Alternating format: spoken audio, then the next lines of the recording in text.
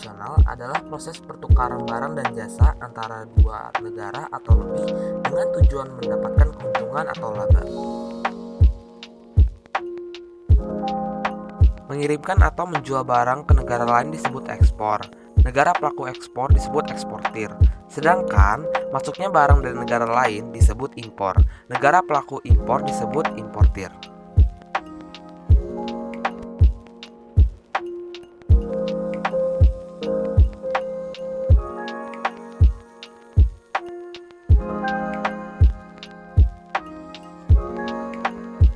A. Perbedaan sumber daya alam yang dimiliki oleh setiap negara.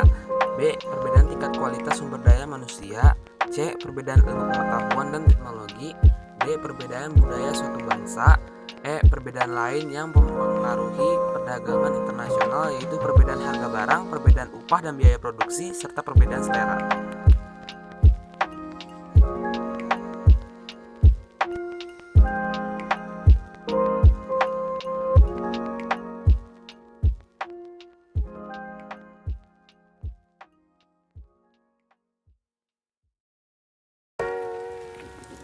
Hambatan perdagangan internasional menyangkut harga barang luar negeri lebih murah dari hasil produksi dalam negeri, bea masuk yang tinggi, adanya proteksi, adanya kuota, adanya peraturan, dumping, pertentangan politik, dan peperangan.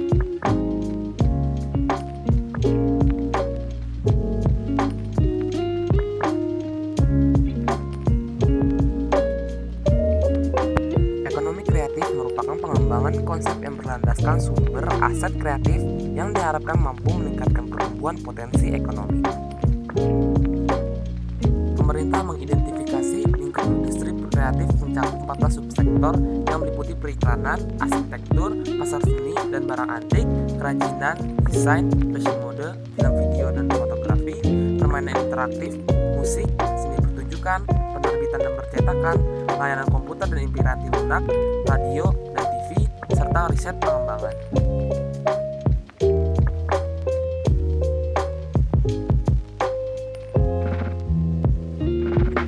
Beberapa strategi tersebut antara lain sebagai berikut. A. Menyiapkan insentif untuk memacu pertumbuhan industri kreatif berbasis budaya. B. Membuat roadmap industri kreatif yang melibatkan berbagai lembaga pemerintah dan kalangan swasta. C. Membuat program komprehensif untuk menggerakkan industri kreatif melalui pendidikan, pengembangan sumber daya manusia, desain, mutu, dan pengembangan pasar. D.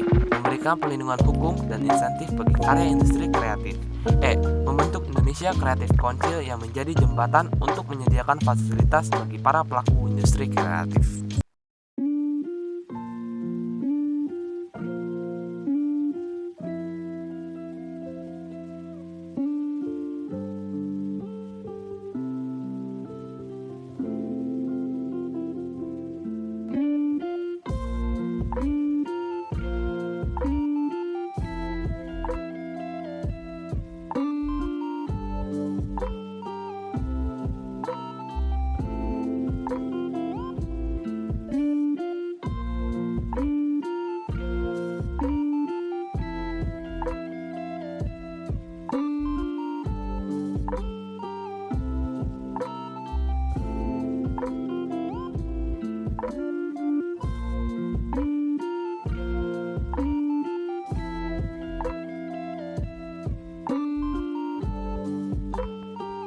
Pasar bebas atau dikenal juga dengan perdagangan bebas adalah kebijakan di mana pemerintah tidak melakukan diskriminasi terhadap impor atau ekspor.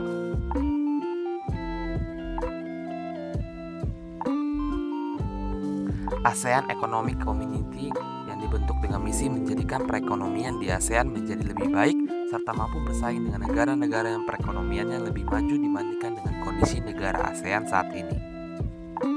1. MEA akan dijadikan sebagai kawasan yang memiliki perkembangan ekonomi yang merata. 2. MEA akan dibentuk sebagai kawasan ekonomi dengan tingkat kompetisi yang tinggi.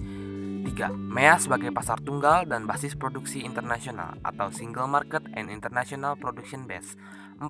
MEA akan diintegrasikan secara penuh terhadap perekonomian global dengan membangun sebuah sistem untuk meningkatkan koordinasi terhadap negara-negara anggota.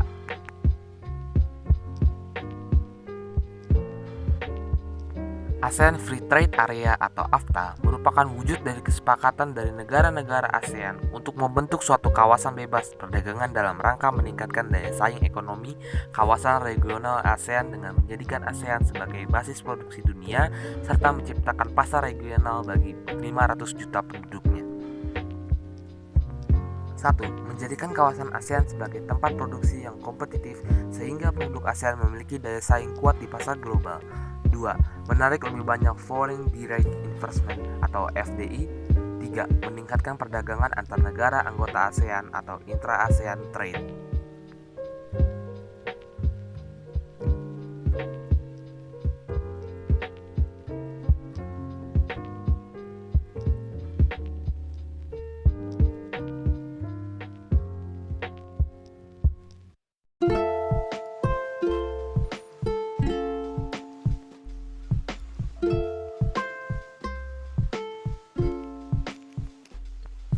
Satu, integrasi Eropa dengan cara menjalin kerja sama ekonomi, memperbaiki taraf hidup, dan memperluas lapangan kerja.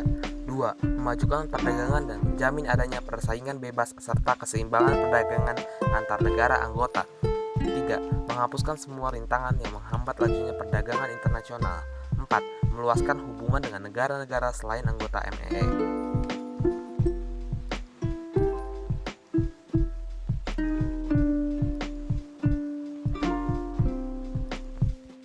WTO terbentuk setelah dilakukannya perundingan putaran Uruguay atau Uruguay Round pada tahun 1986 sampai 1994.